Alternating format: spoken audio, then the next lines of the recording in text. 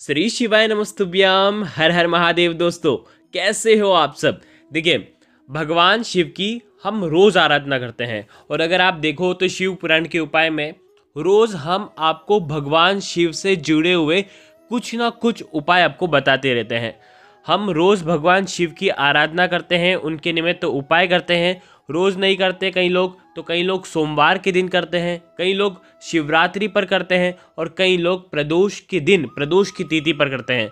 लेकिन अगर कहा जाए, देखो सावन में भी हम आराधना करते हैं, लेकिन अगर कहा जाए कि अगर भगवान शिव का जो सबसे बड़ा दिन होता है वो होता है महाशिवरात्रि का दिन। और महाशिवरात्रि के दिन इस बार देखो 8 मार्च को शुक्रवार के दिन महाशिवरात्रि है और महाशिवरात्रि पर आपको 108 बिंदी वाला उपाय आज के इस वीडियो में हम आपको बताने वाला है। देखो, सबसे पहले जान लो चतुर्दशी तिथि प्रारंभ कब होगी। 8 मार्च 2024 को रात्रि में 9:57 से चतुर्दशी तिथि प्रारंभ होगी, जो कि चतुर्दशी तिथि समाप्त होगी 9 मार्च को शाम के समय 6:17 पर। देखो, महाशिवरात्रि, शिवरात्रि यानी कि रात्रि का महत्व होता है और शिवरात्रि रात्रि कब मिल रही है हमें हमें मिल रही है 8 मार्च को। तो 8 मार्च को ही चतुर्दशी तिथि मान्य होगी और 8 मार्च को महाशिवरात्रि है 2024 में। और निशिता काल में हमारे भगवान शिव की हम पूजा करते हैं, तो 8 मार्च को आपको ये उपाय करना है। देखो, सबसे बड़ी बात, 108 बिंदी वाला जो उपाय है ये केवल और केवल महाशिवरात्रि पर ही हमको करना है। साल में केवल एक बार ही ये मौका आता है जो कि हम महाशिवरात्रि पर ये उपाय करते हैं। अब यहाँ पर समझना, महाशिवरात्रि पर सबसे बड़ी बात यह है कि सर्वार्थ सिद्धि योग का बहुत ही शुभ योग बन रहा है और इसीलिए ये दिन बहुत ही शुभ और दुर्लभ योग का संयोग बना रहा है। देखिए, सबसे महत्वपूर्ण उपाय ये है कि 108 बिंदी वाला जो उपाय है, वैसे तो पिछले साल भी हमने आपको बताया था, उसके पिछले साल भी हमने आपको ये उपाय बताया था। कई वर्षों से हम आपको बताने का प्रयास कर रहे हैं और 108 बिंदी वाला ये जो अचूक उपाय है महाशिवरात्रि के दिन ही किया जाता है। अगर महाशिवरात्रि पर ये उपाय आप कर लेते हैं तो इससे निश्चित तौर पर आपकी मनोकामना पूरी होती ही होती है। मन के जो भी आपके विचार हैं, मन में जो भी आपके आप चाहते हैं, ये उपाय करते समय अगर आप बोलते हैं तो वो मनोकामना आपकी निश्चित तौर पर परिपूर्ण होती है। बहुत ही अचूक उपाय है। पूज्य गुरुदेव की ही कथा सुन करके, समझ करके समझाने का प्रयास करूंगा। लेकिन पहले वीडियो को लाइक करें और भगवान शिव को यदि आप सच्चे दिल से चाहते हैं, महाशिवरात्रि पर आप चाहते हैं कि आपकी मनोकामना परिपूर्ण हो जाए, ये उपाय आपको ज़रूर करना है, क्योंकि इस उपाय से कई लोगों को फ़ायदा हुआ है। पिछले साल कई लोगों ने कमेंट भी किए थे कि हमें इस उपाय से फ़ायदा हुआ है, उनकी मनोकामना परिपूर्ण हुई है। और साल में एक बार मौका मिलता है और बहुत सरल सा उपाय है, तो आपको करना ही चाहिए, क्योंकि साल भर आप उपाय कर रहे हैं। अगर आपको हो सकता है कुछ फ़ायदा ना मिला हो, तो भगवान शिव को प्रसन्न करने का ये सुंदर सा उपाय आपको सुंदर से दिन पर आपको करना है। सर्वश्रेष्ठ दिन कहा जाता है हमारे शास्त्रों में, तो ये उपाय आपको करना है। अगर चैनल पर पहली बार आए हैं तो चैनल को ज़रूर सब्सक्राइब करें। कई लोग 108 बिंदी वाला उपाय पिछले साल कई लोगों ने किया था। 108 बिंदी आपको लगाना है और आपकी मनोकामना परिपूर्ण हो जाएगी। महाशिवरात्रि पर 4 प्रहर की पूजा होती है, लेकिन कई लोग बार बार मंदिर नहीं जा सकते, 4 प्रहर की पूजा नहीं कर सकते क्योंकि भीड़ भी बहुत होती है। और कई लोग क्या करते हैं कि 4 प्रहर, क्योंकि रात्रि में पूजा होती है तो कई लोग करते नहीं हैं पूजा, तो उन लोगों को तो विशेषकर ये 108 बिंदी वाला उपाय तो करना ही करना है। भगवान शिव के अगर आप भक्त हैं तो आपको ये उपाय करना ही करना है। देखो, रात्रि में ये उपाय किया जाता है और रात्रि में सर्वाधिक फल आपको मिलने वाला है। देखो, प्रदोष काल के समय अगर आप करोगे तो और अच्छी बात है। 8 मार्च को सूर्यास्त से 45 मिनट पूर्व शुरू हो जाता है प्रदोष काल और सूर्यास्त के 45 मिनट बाद तक रहता है, तो प्रदोष काल के समय भी आप ये उपाय कर सकते हैं। यहाँ पर समझना, जो रात्रि में 4 प्रहर की पूजा का समय रहता है, पहले वो आपको देखो स्क्रीन पर दिख रहा होगा। इन 4 प्रहर की पूजा के समय भी आप ये उपाय कर सकते हैं। ज़रूर नहीं है प्रथम प्रहर अगर आपका निकल गया है तो आप द्वितीय प्रहर में आप पूजा कर सकते हैं। पहला प्रहर 6:25 से 9:28, दूसरा 9:28 से 12:30 के लगभग, और तीसरा प्रहर होगा 12:30 से 3:30 के लगभग, और चौथा प्रहर होगा 3:30 से लेकर के 6:30 बजे के लगभग। ठीक है, अब ये जो 4 प्रहर है, 4 प्रहर के मध्य में आप ये उपाय कर सकते हैं। बहुत प्यारा उपाय है। चारों प्रहर का समय हमने आपको बता दिया है। देखो, रात्रि में अगर आपको ऐसा लगता है कि हम नहीं जा सकते मंदिर, तो आप 8 मार्च को ही 6:25 शाम को 6:30 बजे के बाद आप ये उपाय कर सकते हैं। ठीक है, महाशिवरात्रि यानी कि भगवान शिव और माता पार्वती का मिलन, और महाशिवरात्रि पर शिवलिंग की पूजा करना, यानी कि भगवान शिव साक्षात शिवलिंग में वास करते हैं, और आपको प्रदोष काल के समय आप ये उपाय करें। तो दोस्तों, अब हम जानते हैं किस प्रकार से आपको ये उपाय करना है। 1 लोटा जल तांबे के पात्र के अंदर आपको लेना है। साथ में लेना है 1 बेलपत्र। 1 बेलपत्र खंडित नहीं होने चाहिए, बिल्कुल ध्यान रखना। मैं आपसे आग्रह कर रहा हूँ कि अगर बेलपत्र अगर आपके पास नहीं है तो ये उपाय बिल्कुल भी मत करना, क्योंकि खंडित बेलपत्र, और वो भी इतने शुभ दिन पर, हम भगवान शिव के ऊपर कैसे चढ़ा सकते हैं? वैसे तो खंडित चढ़ाना ही नहीं है, लेकिन अगर आप सोचते हैं कि हम उपाय कर लेंगे हमारा फ़ायदा हो जाएगा, तो क्यों? अगर आप मतलब उससे कोई भी फ़ायदा नहीं होने वाला है अगर आप खंडित चढ़ा दोगे तो खंडित का तो उपयोग बिल्कुल भी नहीं करना है। कैसे भी करके 1 बेलपत्र तो लेकर के आना है, कैसे भी करके लेकर के आए। खंडित बेलपत्र आपको उपयोग नहीं करना है। बिल्कुल ध्यान से समझ लो, इस बात को स्पष्ट रूप से अपने दिमाग में ये लेकर के चलना। 1 बेलपत्र, अगर बेलपत्र नहीं मिल पाती है कहीं से भी, तो भगवान शिव के ऊपर चढ़ी हुई बेलपत्र का आप उपयोग कर सकते हैं। 1 बेलपत्र खंडित नहीं होनी चाहिए, डंडी भी उस बेलपत्र की नीचे की डंडी भी होनी चाहिए। ठीक है, बेलपत्र आपने 1 ले लिया, साथ में आपने 1 तांबे के पात्र के अंदर जल ले लिया। ठीक है, अब आपको लेना है पीला चंदन। पीला चंदन ले लो या तो फिर लाल चंदन, दोनों चंदन में से 1 चंदन लेना है। लाल चंदन होगा तो और अच्छी बात है। ठीक है, लाल चंदन या तो पीला चंदन। साथ में लेना है थोड़ा सा जल, गंगा जल हो तो गंगा जल ले लो, या तो शुद्ध जल हो तो शुद्ध जल ले लो। देखो, तांबे के पात्र के अंदर जो जल भरा है उसके अंदर भले 2-4 बूंद गंगा जल की भी अगर आपके पास हो तो वो डाल देना। शिवरात्रि पर गंगा जल भगवान शिव के ऊपर आप अर्पित कर रहे हो, तो इससे बड़ा सौभाग्य आपका क्या हो सकता है? ठीक है, तो आप गंगा जल की कुछ बूंदें आप डाल सकते हैं। अब क्या करना है आपको, बिल्कुल ध्यान से समझना। भगवान शिव के मंदिर में आपको जाना है। ठीक है, जो समय हमने आपको बताया उस समय आप चल जाना। ठीक है, बेलपत्र जो है उसकी जो ये नीचे वाली जो डंडी है ना, ये डंडे आपको तोड़ देना है। ठीक है, निकाल देना है।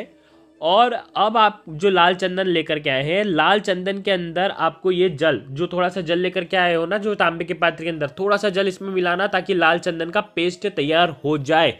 ठीक है, अगर गंगा जल हो तो गंगा जल भी मिला सकते हैं, शुद्ध जल हो तो शुद्ध जल भी मिला सकते हैं। ठीक है, अब आपको क्या करना है, बेलपत्र की 3 पत्तियां होती है। देखो, 3 पत्तियां हैं, और तीनों पत्तियों में देखना जो चिकना वाला जो हिस्सा है वहां पर। अब देखो, ये जो डंडी आपने निकाली है, इस डंडी को निकालने के बाद आपको ये जो डंडी है ये आपको लाल चंदन या पीला चंदन जो भी है उसके अंदर आपको डुबोना है। ठीक है, और उसके बाद ओम नमः शिवाय का जाप करते हुए बिंदी आपको लगाना है तीनों पत्तियों पर। पहले ऊपर वाली पत्तियों पर लगा लेना। ठीक है, 1 बिंदी लगाई, फिर वापस से डुबोकना है, फिर दूसरी बिंदी लगाई। ऐसा मत करना कि आप लगातार आप बिंदी लगाते जा रहे हो, ओम नमः शिवाय, ओम नमः शिवाय, ओम नमः शिवाय। ऐसा नहीं करना है, आपको बार बार डिप करना है, यानी कि आपको बार बार चंदन में इस डंडी को ले जाना है, फिर वापस से पत्ती की ओर लेकर के आना है। ठीक है, समझना, हर एक चीज़ बहुत समझने जैसी है, क्योंकि गलती अपने को करना नहीं है। क्योंकि हम उपाय तो कर रहे हैं और गलती कर देंगे तो फिर मतलब नहीं है, उसका कोई फ़ायदा हमको होने वाला नहीं है। तो हम क्या करेंगे, एक एक डीप करेंगे और ओम नमः शिवाय या श्री शिवाय नमस्तुभ्यम या नमः शिवाय, पंचाक्षर मंत्र, षडाक्षर मंत्र जो आपको जपना है वो आप जप सकते हैं 108 बार। 108 बार बिंदी लगाना है आपको। पहली पत्ती पूरी भरा गई तो फिर दूसरी पत्ती लेना, फिर दूसरी पत्ती या तीसरी पत्ती, फिर ऐसे करते हुए आप तीनों पत्तियों पर आपको 108, देखो तीनों पत्तियों पर मिला करके 108 होनी चाहिए। ऐसा नहीं कि एक पे 108 लगा दी, एक पे 108 लगा दी, ऐसा नहीं करना है। तीनों पत्तियों पर मिला करके 108 बिंदी आपको लगा लेना है। ठीक है, दूसरी बात ये समझ में आ गई। अब यहाँ पर एक और चीज़ समझना, जब आप बिंदी लगाओगे तो आप जो मंत्र का जाप करोगे तो ऐसा नहीं कि 10 में आपने ओम नमः शिवाय बोल दिया और बाकी में आपने श्री शिवाय नमस्तुभ्यम बोल दिया, फिर वापस से ओम नमः शिवाय पे आ गए। ऐसा नहीं करना है। एक मंत्र आप मन में कंठस्थ कर लीजिए कि ये मंत्र हम मेरे को बोलना है, ठीक है। वही मंत्र आपको 108 टाइम्स यू हैव टू चेंट, ठीक है। तो आप 108 बार आप ये मंत्रों का जाप करें और बिंदी आपको डिप करते करते आपको लगानी है, ठीक है। तीनों पत्तियों पर बरोबर से आपको लगा लेनी है। अब आपको क्या करना है, ये बेलपत्र जो है आपके हाथ में रखना है आपको, और आपको आपकी जो भी विशेष कामना है वो आपको बोल देना है, ठीक है। अब इस बेलपत्र को देखिए, अब यहाँ पर समझने जैसी बात है। आपका बेलपत्र बिल्कुल तैयार हो चुका है, ठीक है। अब बेलपत्र आप क्या करोगे, सबसे पहले जो तांबे का पात्र है जिसके अंदर 1 लोटा जल है, वो जल आपको भगवान शिव के शिवलिंग पर श्री शिवाय नमस्तुभ्यम का जाप करते हुए आपको अर्पित कर देना है। अब ये जो बेलपत्र है, ये बेलपत्र आपको क्या करना है, सबसे पहले माता अशोक सुंदरी वाले स्थान पर आपको छुआना है। छुआओगे कैसे वो भी समझ लो। डंडी जो बिंदी वाला हिस्सा है ना वो स्पर्श मत करना, जो पीछे का खुरदुरा वाला हिस्सा है ना वो बस टच करना और आपकी मनोकामना बोलना। जो भी मनोकामना है, देखो भगवान शिव की सबसे छोटी पुत्री होती है माता अशोक सुंदरी, और माता अशोक सुंदरी के वहां पर अगर आप ये उपाय करते हैं तो माता अशोक सुंदरी प्रसन्न होती है, और अगर माता अशोक सुंदरी खुश होती है ना तो भगवान शिव आपकी मनोकामना निश्चित तौर पर परिपूर्ण करेंगे आपकी। देखो ये भी एक चीज समझना कि मनोकामना एक ही सोच के रखना, जो आपको बहुत ज़्यादा विशेष है, जो इस साल आपकी मनोकामना पूरी होनी चाहिए, कैसे भी करके आपकी मनोकामना परिपूर्ण होनी चाहिए, वो मनोकामना आपको बोलना है। स्पर्श करवाना माता अशोक सुंदरी वाले स्थान पर, फिर उस बेलपत्र को उठाना, ठीक है। छुआना है, मतलब पूरा रखना मत, छुआना। आपका हाथ बेलपत्र के पत्ते के ऊपर ही रहना चाहिए, टच रहना चाहिए। छुआना, नीचे से पकड़ना, बिल्कुल छुआ करके मनोकामना बोलना, फिर उठाना, फिर पार्वती माता का हस्तकमल और भगवान शिव का शिवलिंग जिससे जुड़ा हुआ रहता है। दोस्तों देखो कहाँ पर हमको मालूम है ना, कटी भाग, देखो वीडियो के अंदर बताने का प्रयास कर रहा हूँ। इस प्रकार से यहाँ पर भी आपको छुआना है और आपकी मनोकामना बोलनी है। मनोकामना कौन सी बोलोगे, जो माता अशोक सुंदरी के वहां पर बोली थी वही मनोकामना आपको वापस से कटी भाग के वहां पर बोलना है। दूसरी बार आपने मनोकामना बोल दी।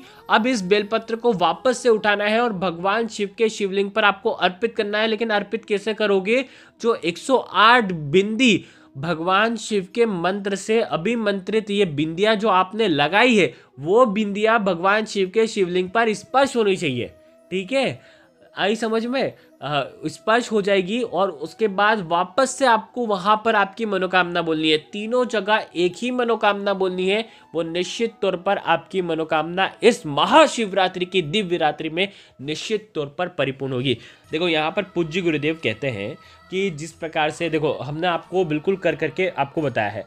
अब जो डंडी जिससे आपने एक एक बिंदी लगाई थी, उस डंडी का आप क्या करोगे, उस डंडी को आपको रखना है, जो जलाधरी है, जलाधरी के एकदम कोने में, एंड में जहाँ से जल गिरता है वहाँ पर आपको रखना है, ठीक है। या तो इस डंडी को आपको कहाँ पर, बेलपत्र के पेड़ के नीचे रख करके आ जाना है क्रिया करने के बाद। अब देखो जैसे ही आपने बेलपत्र अर्पित कर दिया, उसके बाद भगवान शिव से प्रार्थना करना, विनय करना, जीवन के कष्ट जो है वो दूर हो जाए, ऐसी आपको प्रार्थना करनी है। 8 मार्च का बहुत ही विशेष सा दिन है। 4 प्रहर में जब आपकी इच्छा हो तब आप ये उपाय करेंगे तो सबसे ज़्यादा सुखकारी होगा, कल्याणकारी दिन है। अगर आप चाहें तो सच्चे मन से, सच्चे दिल से, साफ दिल से अगर आप ये उपाय करते हैं तो निश्चित तौर पर महादेव आपकी मनोकामना पूरी करेंगे और आपको निश्चित तौर पर फायदा होगा। देखिए महादेव के ऊपर, शिवलिंग के ऊपर जब बेलपत्र अर्पित करोगे तब आप विशेष महादेव का नाम भी आप स्मरण कर सकते हो। ऋण ज़्यादा है तो ऋण मुक्तेश्वर महादेव, शनि दोष से कोई परेशान है तो शनि की 7.5 हो, शनि की ढैया हो, शनि से जुड़ी कोई भी परेशानी हो तो शनिश्चर महादेव का स्मरण कर लेना। रोग मुक्ति के लिए अगर आप करना चाहते हो तो आप कुंदकेश्वर महादेव का नाम स्मरण कर लेना। शुक्रवार का दिन है तो शुक्रेश्वर महादेव, जो कि शुक्र देव को अगर हम प्रसन्न कर लेते हैं, शुक्रेश्वर महादेव का नाम ले लेते हैं तो शुक्र देव मजबूत हो जाते हैं, धन वैभव ऐश्वर्य कीर्ति की प्राप्ति हमें करवाते हैं। तो जीवन की तमाम समस्याएं, बाधाएं, कष्ट आपकी दूर हो सकती है।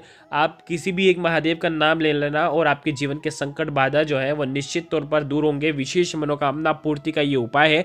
देखिए आज 4 मार्च है और आज ही हमने आपको ये उपाय बता दिया है, तो चंदन ना हो तो चंदन पहले से ही लेकर के आ जाना।